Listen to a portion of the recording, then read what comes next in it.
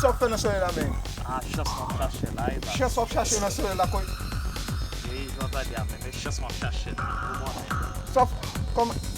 Ap gade mwen sa mwen gen mwen. Anbe, jem mbage chas ki menm tout sa mwen la vi a tout pot mwen men op chaye chas. Anbe, sa mwen fet wè. Sa vi? Oh, e sakre li sakrifis la, e baz. E sakrifis. E to a jen ou wè sa rapasyon. Anbe, do a menot wak wè sa mwen.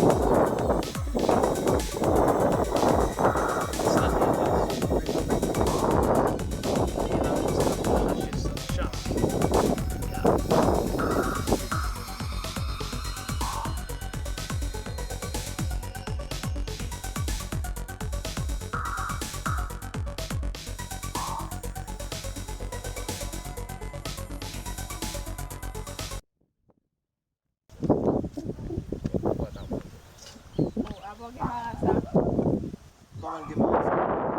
E chas se debi met la jen nou avèl nan soye la mam jen chas wè. Bon, met neg la jen nou pou travay mbel fèl parfè lè pitou, ou di ko sa yi chans. Sa vle di la veso bal lave lal pa la veso mette la hin nou an? Sa fèl vin fèm nou? Apè lè kamak te pou lè kay la. Mwen chan nan get man nou te debi.